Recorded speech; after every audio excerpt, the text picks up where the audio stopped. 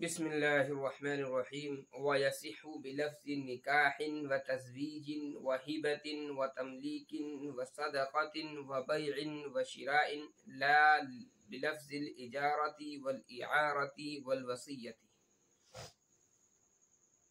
اور نکاح صحیح ہو جاتا ہے، عقد نکاح صحیح ہو جاتا ہے. یصح کا جو فاعل ہوگا وہ عقد نکاح ہوگا، اور عقد نکاح صحیح ہو جاتا ہے لفظ نکاح سے، لفظ تزویج سے، لفظ ہبہ سے، تملیک سے، لفظ صدقہ سے، بیع اور شراء سے، نہ کہ لفظ اجارہ، لفظ اعارہ اور لفظ وصیت سے. لفظ المختصری ھذا، مختصر الوقایہ کی عبارت یہ ہے، یا مختصر الوقایہ کے الفاظ یہ ہیں. وَيَصِحُ بِلَفْظِ نِكَاحٍ وَتَزْوِيجٍ، اور صحیح ہو جاتا ہے نکاح لفظ نکاح سے، وتزویج اور لفظ تزویج سے، وَمَا وُضِعَ لِتَمْلِيكِ الْعَيْنِ حَالًا، اور ہر اس لفظ سے جو وضع کیا گیا ہو تملیک عین فی الحال کے لیے. ھذا هو الضابطۃ، یہی ضابطہ ہے.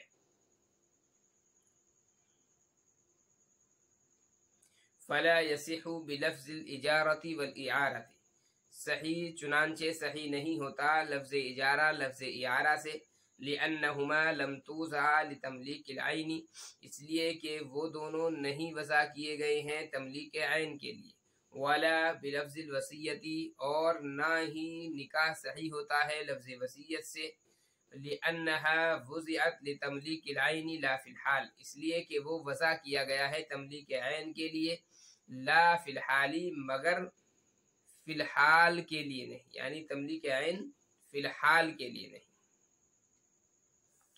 فاللفظ الذی وضع لتملیک العین حالا، لہذا وہ لفظ جو وضع کیا گیا ہو تملیک عین فی الحال کے لیے، اذا اطلق، جب اس کو مطلق رکھا جائے، وتكون القرینۃ دالۃ علی ان الموضوع له غیر مراد، اور قرینہ دلالت کر رہا ہو اس بات پر کہ معنی موضوع له مراد نہیں ہے. بأن تكون الزوجة حرة، اس وجہ سے کہ بیوی آزاد ہے. فیثبت المعنی المجازی، تو معنی مجازی ثابت ہو جائیں گے. وهو ملک المتعة، اور وہ ملک متع ہے. فإن ملک العین سبب لملک المتعة، اس لیے کہ ملک عین سبب ہوتا ہے ملک متع کا. فیکون اطلاق لفظ السبب علی المسبب، لہذا سبب کے لفظ کا اطلاق ہو رہا ہے مسبب پر، یا سبب کے لفظ کا اطلاق ہو جائے گا مسبب پر. وعند الشافعی رحمہ اللہ، اور امام شافعی رحمہ اللہ کے نزدیک، لا ينعقد بهذه الالفاظ، نکاح منعقد نہیں ہوتا ان الفاظ کے ساتھ. وانعقاده بلفظ الہبۃ، اچھا ان الفاظ کے ساتھ مراد کیا ہے؟ یعنی وہ الفاظ جو ملک عین فی الحال کے لیے وضع کیے گئے. وانعقاده بلفظ الہبۃ، اور نکاح کا منعقد ہونا لفظ ہبہ کے ذریعے. مختص بالنبی علیہ السلام، یہ نبی علیہ السلام کے ساتھ خاص تھا اللہ تعالیٰ کے اس فرمان کی وجہ سے. خالصۃ لک من دون المؤمنین. ولنا قوله تعالی، اور ہماری دلیل اللہ تعالیٰ کا فرمان، ام وہبت نفسہا للنبی الی آخری آیا ہے. یہ مجاز ہے، اللہ تعالیٰ کا فرمان ام وہبت نفسہا للنبی مجاز ہے. والمجاز لا یختص بحضرت الرسالۃ، اور مجاز خاص نہیں ہوتا بارگاہ رسالت کے ساتھ. وقولہ تعالی خالصۃ لک، اور اللہ کا فرمان خالصۃ لک، یہ فی عدم وجوب المہر، مہر کے واجب نہ ہونے کے سلسلے میں ہے. او احللناہن خالصۃ لک، یا مفہوم یہ ہے کہ ہم نے حلال کر دیا ہے ان عورتوں کو خاص آپ کے لیے. ای لا یحل لأحد نکاحہن، یعنی نہیں حلال ہے کسی کے لیے بھی ان عورتوں سے نکاح کرنا. یہ ترجمہ ہو گیا. ایک مرتبہ ترجمہ آپ حضرات اور دیکھ لیں اس کا، اور صحیح ہو جاتا ہے عقد نکاح لفظ نکاح، لفظ تزویج، لفظ ہبہ، لفظ تملیک، لفظ صدقہ اور بیع و شراء سے، نہ کہ لفظ اجارہ، اعارہ اور وصیت سے۔ مختصر الوقایہ کی عبارت یوں ہے، اور صحیح ہو جاتا ہے نکاح لفظ نکاح اور لفظ تزویج سے، اور ہر اس لفظ سے جو وضع کیا گیا ہو تملیک عین فی الحال کے لیے۔ ھذا ہوا ضابطہ، یہی ضابطہ ہے۔ تو صحیح نہیں ہوگا نکاح لفظ اجارہ اور اعارہ سے، کیونکہ یہ دونوں نہیں وضع کیے گئے ہیں تملیک عین کے معنی کے لیے، اور نہ ہی لفظ وصیت سے، کیونکہ وہ وضع کیا گیا ہے تملیک عین کے لیے نہ کہ تملیک عین فی الحال کے لیے۔ تو وہ لفظ جو تملیک عین فی الحال کے لیے وضع کیا گیا ہے، جب اس کو مطلق رکھا جائے اور قرینہ دلالت کرے اس بات پر کہ اس کے معنی موضوع لہو، معنی موضوع لہو سے مراد ہے معنی حقیقی، کہ اس کے معنی موضوع لہو مراد نہیں ہے، اس طرح سے کہ بیوی آزاد ہو، تو معنی مجازی ثابت ہو جائیں گے، اور وہ ملک متاع ہے، اس لیے کہ ملک عین سبب ہے ملک متاع کا، تو اطلاق ہوگا سبب کا مسبب پر، یعنی سبب بول کر کے مسبب مراد لیا جائے گا۔ اور امام شافعی کے نزدیک نکاح منعقد نہیں ہوگا ان الفاظ سے، اور لفظ ہبہ سے نکاح کا منعقد ہونا یہ خاص ہے نبی علیہ السلام کے ساتھ ارشاد باری تعالی خالصۃ لک من دون المؤمنین کی وجہ سے۔ اور ہماری دلیل یہ ہے باری تعالی کا ارشاد ان وہبت نفسہا للنبی مجاز ہے، اور مجاز خاص نہیں ہے نبی صلی اللہ علیہ وسلم کے ساتھ بارگاہ رسالت کے ساتھ۔ اور اللہ تعالیٰ کا ارشاد خالصۃ لک عدم وجوب مہر کے متعلق ہے، یا مفہوم یہ ہے کہ ہم نے حلال کیا ان عورتوں کو خالصاً آپ کے لیے، یعنی نہیں حلال ہے کسی اور کے لیے ان سے نکاح کرنا۔ یہ جو عبارت ہے، اس عبارت میں مسئلہ کیا بتلایا گیا ہے؟ صرف ایک مسئلہ اس عبارت کے اندر ذکر کیا گیا ہے، وہ یہ ہے کہ نکاح کن الفاظ کے ذریعے سے منعقد ہوتا ہے اور کن الفاظ کے ذریعے سے نکاح منعقد نہیں ہو سکتا ہے، تو اس چیز کو جو ہے یہاں پر بتلایا ہے۔ اب ظاہر ہے کہ اگر تمام الفاظ کو ذکر کریں تو تمام الفاظ کا ذکر کرنا جو ہے یہ بڑا مشکل کام تھا، کہ مکمل طور پر یہاں پر جو ہے تمام الفاظ کو ذکر کیا جاتا کہ فلاں فلاں لفظ سے نکاح منعقد ہو جائے گا اور فلاں فلاں لفظ سے نکاح منعقد نہیں ہوگا۔ اس لیے صاحب شرح وقایہ نے چند الفاظ ذکر کیے، اور چند الفاظ ذکر کرنے کے بعد پھر ایک ضابطہ ذکر کر دیا ہے، اور اس ضابطے سے یہ معلوم ہو جاتا ہے کہ کون سا لفظ ایسا ہے جس سے نکاح منعقد ہوگا، کون سا لفظ ایسا ہے جس سے نکاح منعقد نہیں ہوگا۔ اس سلسلے میں صاحب شرح وقایہ نے جو ضابطہ ذکر کیا وہ کیا ہے؟ پہلے سمجھے کہ لفظ نکاح اور لفظ تزویج یہ تو دونوں ایسے لفظ ہیں کہ جو نکاح کے لیے ہی موضوع ہیں، لہذا ان سے تو نکاح منعقد ہو جائے گا۔ ان کے علاوہ جو الفاظ ہیں ان کے لیے ضابطہ کیا ہے؟ ان کے لیے ضابطہ ذکر کیا کہ وہ الفاظ جو تملیک عین فی الحال کے لیے وضع کیے گئے، یعنی وہ الفاظ جن سے فی الحال ملکیت ثابت ہو جاتی ہو، ان تمام سے نکاح منعقد ہو جاتا ہے، جیسے ہبہ ہے، یا لفظ تملیک ہے، لفظ صدقہ ہے، لفظ بیع ہے، اور لفظ شرا ہے۔ آپ یہ دیکھیں کہ یہ جو الفاظ ہیں ان سب سے فوراً ملکیت ثابت ہو جائے گی۔ مثال کے طور پر کسی نے کوئی چیز آپ کو دی اور کہا یہ میں نے تمہیں ہدیہ کر دی، ہبہ کر دی ہے، تو ظاہر ہے اس نے کہہ دیا، آپ نے قبول کر لیا، آپ اس کے مالک بن گئے فوراً۔ یا لفظ تملیک ہے، میری کاپی ہے، میں نے آپ کو کاپی پکڑائی اور میں نے کہا بھائی میں نے اس کاپی کا تم کو مالک بنا دیا، تم نے کہا جی مجھے قبول ہے، فوراً آپ اس کے مالک بن جائیں گے۔ یا لفظ صدقہ ہے، میں نے کہا جی فلاں چیز آپ کے لیے صدقہ، آپ نے کہا جی قبول، تو ظاہر ہے کہ اس سے بھی آپ فوراً مالک بن جاتے ہیں۔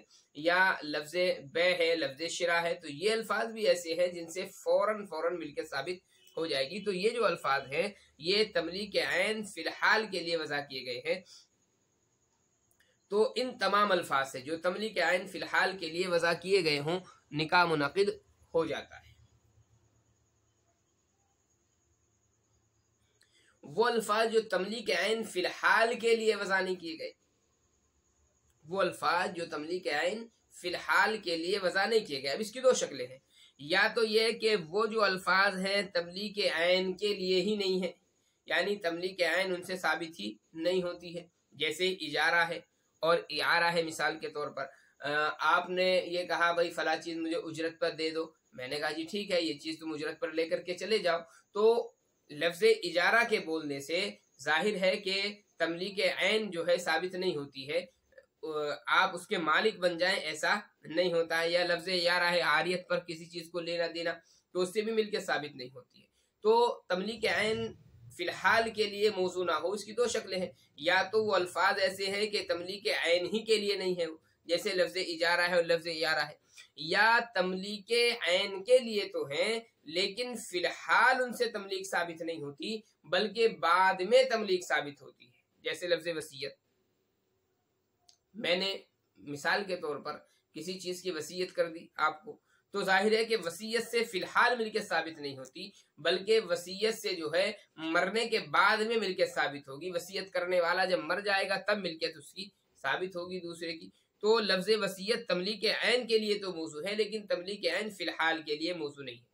تو بہرحال وہ الفاظ جو تملیک عین کے لیے موضوع نہیں ہے، اب چاہے وہ تملیک عین کے لیے بالکل ہی نہ ہو یا تملیک عین کے لیے تو ہوں لیکن تملیک عین فی الحال کے لیے وہ الفاظ وضع نہیں کیے گئے ہوں، تو ایسے الفاظ سے نکاح منعقد نہیں ہوتا ہے۔ یہ کچھ الفاظ مصنف نے ذکر کر دیے، اور یہ جو ضابطہ تھا یہ مصنف رحمۃ اللہ علیہ نے ذکر کیا ہے مختصر الوقایہ کی عبارت لا کر کے۔ مختصر الوقایہ کی جو عبارت ہے وہ چونکہ مختصر تھی اور ضابطے کو شامل تھی، اس لیے مصنف رحمۃ اللہ علیہ نے یہاں پر مختصر الوقایہ کی عبارت کو ذکر کیا ہے۔ یہاں پر دیکھیں مختصر الوقایہ کی جو عبارت ہے یہاں تک ہے، لفظ المختصر هذا ويصح بلفظ نکاح وتزویج وما وضع لتملیک العین حالا۔ تو یہاں تک جو ہے یہ مختصر الوقایہ کی عبارت ہے لتملیک العین حالا تک۔ اس کے بعد میں جو ہے هذا وہ ضابطہ، یہی ضابطہ ہے، تو یہاں پر جو ہے مصنف رحمۃ اللہ علیہ نے پھر اس کی وضاحت کر دی ہے۔ اچھا، یہ جو ضابطہ ہے یہ آپ سمجھ گئے ہوں گے، اب دیکھیے گا اس کو ایک مرتبہ۔ فلا یصح بلفظ الاجارۃ والاعارہ، نکاح صحیح نہیں ہوگا لفظ اجارہ اعارہ سے، کیوں؟ اس لیے کہ لم توضع لتملیک العین، یہ تملیک عین کے لیے وضع ہی نہیں ہوئے۔ ولا بلفظ الوصیۃ، لفظ وصیت سے بھی نکاح منعقد نہیں ہوگا، کیوں؟ لانها وضعت لتملیک العین لا فی الحال، اس لیے کہ یہ وضع کیا گیا ہے تملیک عین کے لیے، لا فی الحال لیکن فی الحال کے لیے نہیں۔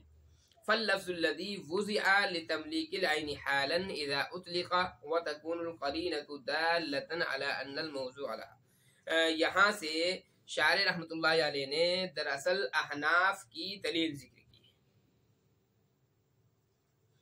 احناف کی دلیل کیا ہے کہ وہ الفاظ جو تملیک عین فی الحال کے لیے موضوع ہو ان سے نکاح منعقد ہو جاتا ہے۔ شاعر رحمۃ اللہ علیہ فرماتے ہیں کہ تملیک وغیرہ کے جو الفاظ ہیں یہ نکاح کے معنی میں مجازاً مستعمل ہے، کیوں؟ اس لیے کہ یہ الفاظ جو تملیک عین فی الحال کے لیے وضع کیے گئے، وہ الفاظ جو تملیک عین فی الحال کے لیے وضع کیے گئے ہیں، جب ان کو مطلق رکھا جائے گا، مطلق رکھنے سے مراد کیا ہے؟ یعنی ان کے معنی حقیقی اور معنی مجازی کچھ بھی مراد نہ لیے جائیں، تو جب ایسے الفاظ کو مطلق رکھا جائے اور قرینہ اس بات پر دلالت کر رہا ہو کہ یہاں معنی حقیقی مراد نہیں ہو سکتے، الفاظ ایسے بولے جو تملیک عین فی الحال کے لیے موضوع ہیں اور الفاظ کو رکھا ہے مطلق، یعنی کوئی ایسی دلیل نہیں ہے کہ جس سے معلوم ہو جائے کہ یہاں پر معنی حقیقی مراد ہے یا معنی مجازی مراد ہے، قرینے سے خالی ہو، اور قرینہ جو ہے اس بات پر دلالت کر رہا ہو کہ یہاں پر معنی حقیقی مراد نہیں ہو سکتے۔ مثال کے طور پر کوئی باپ ہے اپنی آزاد بیٹی کے متعلق کسی مرد سے کہے وَهَبْتُ هَذِهِ، میں نے اس کو ہبہ کر دیا۔ اب ظاہر ہے یہ جو لڑکی ہے یہ آزاد ہے، تو آزاد عورت کو ہبہ کرنے کا اختیار کسی کو نہیں ہوتا ہے، تو اب یہاں پر جو ہے یہ بات متعین ہو گئی کہ یہاں پر اس کے معنی حقیقی مراد ہبہ کے نہیں ہو سکتے ہیں، تو ایسی جگہ پر معنی مجازی مراد لیے جاتے ہیں علاقۂ سببیت کی وجہ سے۔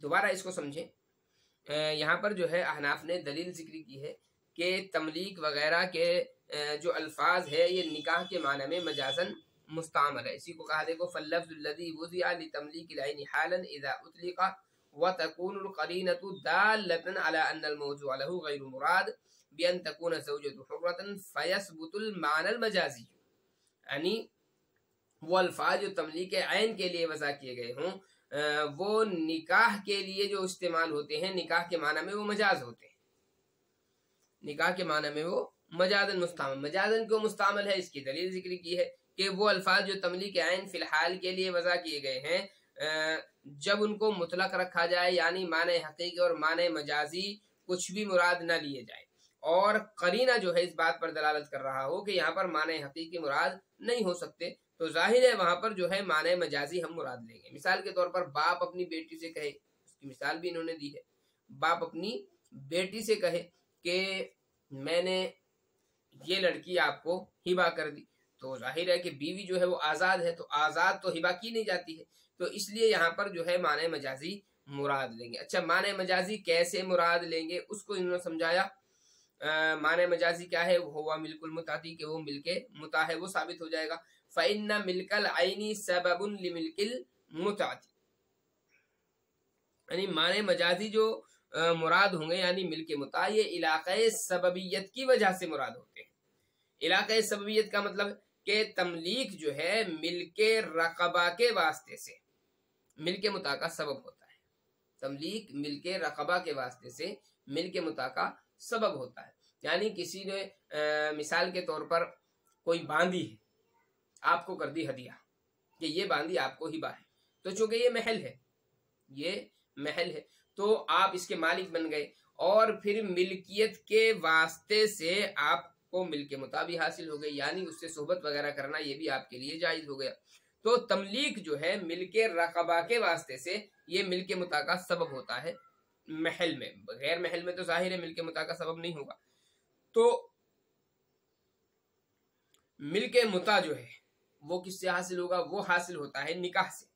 تو تملیک اصل یہ سبب ہوا، اور ملک متع اور نکاح جو ہے یہ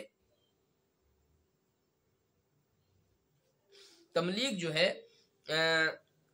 یہ ہوا مسبب، اور یہ تملیک ہوا سبب، اور ملک متع اور نکاح یہ ہوا مسبب، اور سبب بول کر کے مسبب مراد لے لیا جاتا ہے، تو اس لیے یہاں پر جو ہے تملیک بول کر کے نکاح مراد ہوگا اور ملک متع یہاں پر مراد ہوگا۔ وعند الشافعی، امام شافعی رحمۃ اللہ علیہ کا مسلک کیا ہے اس کو بیان کر رہے ہیں شارح، کہ امام شافعی رحمۃ اللہ علیہ کا مسلک یہ ہے کہ نکاح جو منعقد ہوتا ہے وہ صرف ان الفاظ سے منعقد ہو سکتا ہے جو صراحتاً نکاح پر دلالت کر رہے ہیں، اور یہ دو لفظ یہاں پر ذکر کیے گئے ہیں، ایک لفظ نکاح ہے اور دوسرا لفظ تزویج ہے، صرف ان دو الفاظ سے جو ہے نکاح منعقد ہو جائے گا۔ وہ الفاظ جو صراحتاً نکاح پر دلالت نہیں کرتے، امام شافعی رحمۃ اللہ علیہ کے نزدیک ان سے نکاح منعقد نہیں ہوتا ہے۔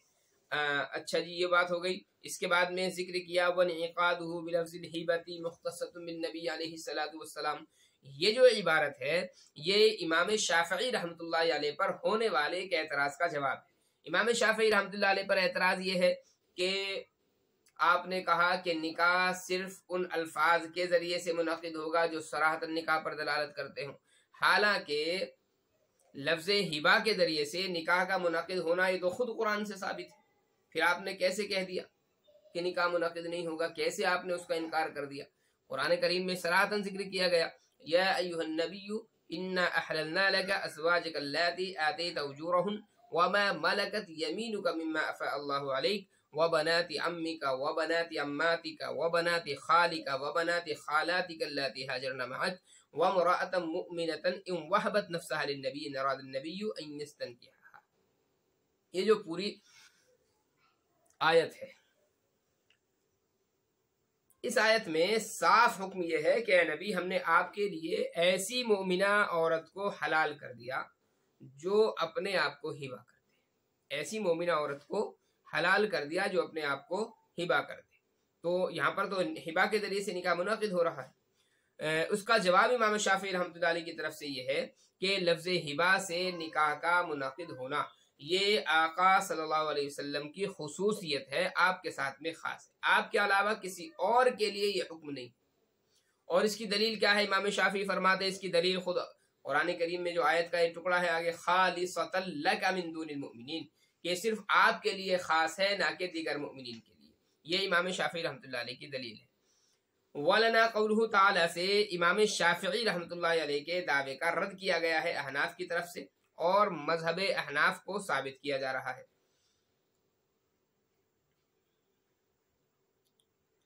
حاصل اس کا یہ ہے کہ شوافع کو خطاب کرتے ہوئے احناف یہ کہتے ہیں کہ بھائی اتنا تو تم بھی مانتے ہو کہ لفظ ہبا سے نکاح کا اثبات ہوا ہے، اگرچہ تم یہ کہتے ہو کہ آقا صلی اللہ علیہ وسلم کی خصوصیت ہے، لیکن اتنا آپ بھی مانتے ہو کہ لفظ ہبا سے نکاح کا اثبات ہو گیا ہے۔